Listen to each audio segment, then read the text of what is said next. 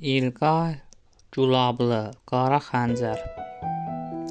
Sonra Şahnazın ağlaya-ağlaya otağa girdiyini və nə qədər eləsək də niyə ağladığını heç kimə demədiyini dedi. Şahnaz Ceyhunun səsini eşidən kimi onunla gizli danışmaq istədiyini bildirdi. Ceyhun onun yanına getdi. Şahnaz onu görən kimi ağzına gələni dedi. Sən kimsən ki, mənim işimə qarışırsan? İstədiyim oğlanla görüşərəm. İndi sənin üçün feodal bəyxan dövrü deyil. Mən azad kommunist Azərbaycanlı qadınıyam. Nə atam, nə qardaşım, nə əmim, nə əmim oğlu mənim işimə qarışa bilməz. Utanmırsan, Firiduna nə demisən elə? Mən sənin bacın sayılıram. Yekə oğlansan, bu nə oyunu çıxarırsan? Bu sözlərin qarşısında Ceyhun çaşıb qaldı, nə deyəcəyini bilmədi. Şahnaz isə sözünə davam etdi. İndi əmoğlu, qulaqlarını aç və eşit. Mən Firidunu sevirəm. O mənə ya Ceyhun, ya da mən dedi. Seçim et dedi. Mən də yol boyu öz-özümə çox düşündüm və onu seçdiyimi qərar verdim. Mən Firidunu sevirəm və onunla evlənəcəm. Ceyhun bir qədər səssiz durduqdan sonra birdən dilləndi. Bəsdir artıq, qışqırma. Sözünü dedim, qurtardın. İndi də mən deyəyəm. Get istədiyin adamla, istədiyini et. Cəhənnəmə görə et. Bundan sonra sənin kimi bir əmim qızı yoxdur. Sən bundan sonra mənim heç nəyim deyilsən. Bir daha sənin üzünü də görmək istəmirəm. Cəhənnəm ol. O qapını çırpıb otaqdan çıxdı. Sona və Elnaz Şahnazın yanına gəldilər. Şahnaz onlara olanları danışdı. Ceyhun da atasına və əmisinə danışdı. Sonra bütün ailə bir yerə yığılıb məsləhətləşdilər. Ağahəsən dedi: Siz narahat olmayın. Mən onu toğlayıb yola gətirərəm. Ceyhundan yaxşı oğlan tapmayacaq ki, bütün nəsil kök, bütün Ağayevlər ailəsi Şahnazla Ceyhunu bir-birinə yaraşdırır. Mən də elə Ceyhunu öz oğlum kimi çox istəyirəm. Onu qızıma layiq bilirəm. Anam da elə əvvəldən deyir ki, Şahnazı Ceyhuna alacam. Ceyhuna da getməsə, heç olmasa bir fərqli bir adam tapıb ona getsin. Mənim qızım İranlı kətçiyə qalıb. O qızı ilə danışmağa otağa girdi.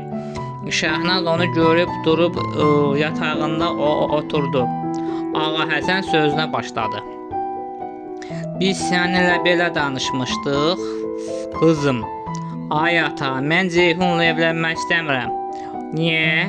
Mən onu qardaşım kimi görürəm. Firidundur, nədir, ondan xoşum gəlir. Ata, mən kiminlə evlənəcəm, özüm bilirəm. Özüm seçəcəm ki, kiminlə evlənəcəyimi. Yaxşı, qızım, özün seç, mən qarışmıram. Amma sən vəzifəni unudursan axı. Vəzifəmin bura nə dəxli? Dəxlisi budur ki, Firidunla evlənsən, bəs işin necə olacaq? Firidun bilir sənin sirrini, yox bilmir.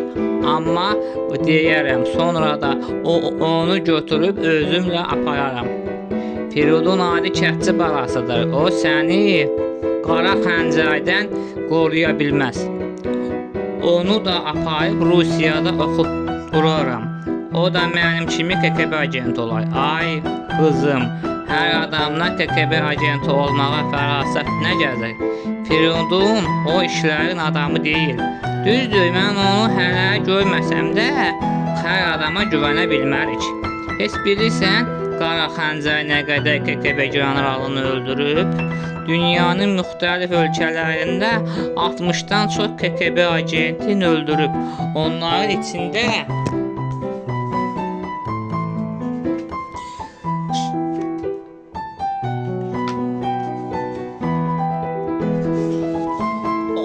içində yüksək rütbəli generallar da var idi. Qara xəncər bu adamları öldürməsəydi, indiyənə qədər bütün dünyada sosialist inqilab olmuşdu. Belə getsə biz bütün dünyada sosialist inqilabı edə bilməyəcəyik. Hətta SSR özü dağılacaq. Qara xəncəri tapmaq və öldürmək işini sənə tapşırıblar. Mən səni boş yerəmi Rusiyaya KGB məktəbindən oxutdurmuşam. Rusiyada KGB məktəbindən oxutdurmuşam. Yoldaş Əlisoylu sənə buna görəmi 5 il dərs dedi. Qızım, ağlını başına yığ. Ceyhun mənim güvəndiyim ən yaxın adamdır. 10 ildir ki, gizli şəkildə KGB-yə xidmət edir.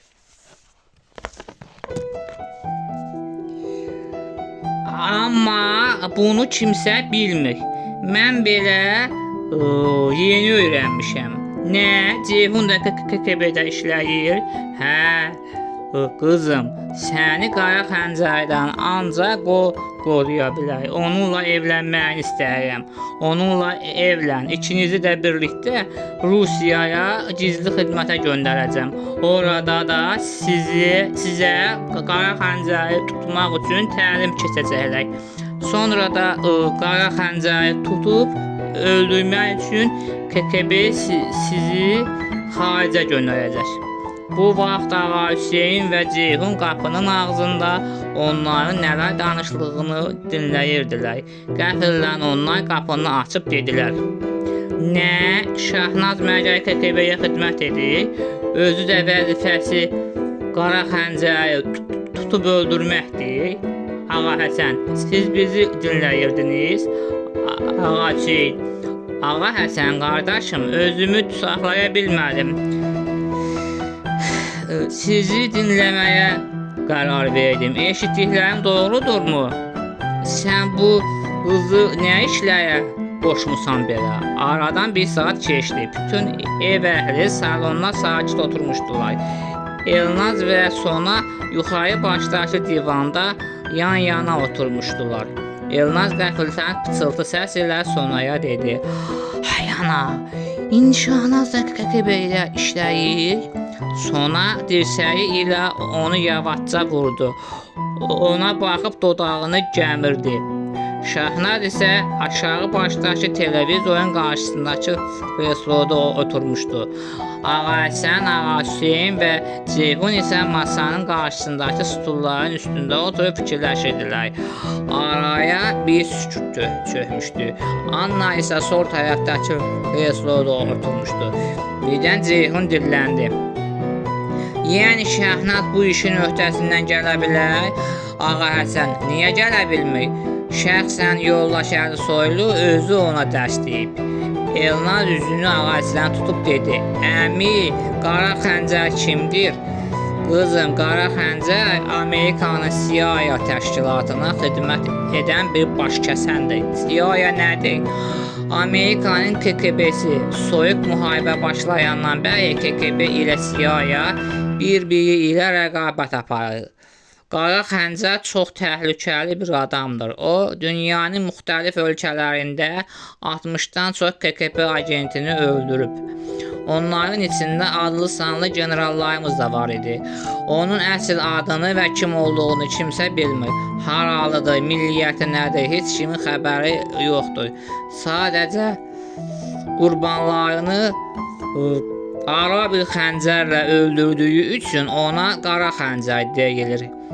Qara xəncər qurbanlarını öldürdükdən sonra onların qanı ilə divara ingilis dilində qara xəncər sözünü yazır. O çox qəddar adamdır. Öldürdüyü adamları yavaş-yavaş qara xəncəri ilə doğrayır. Axırıncı qurbanları isə Latin Amerikası ölkələrinin birində 10 nəfər KGB agenti olmuşdu. Onların 9 nəfərinin boğazını kəsərək öldürüb. Onuncunun isə başını bədənindən bütöv ayırıb. Onun başını torbaya qoyaraq Moskvada KGB binasının qarşısına tullamışdı.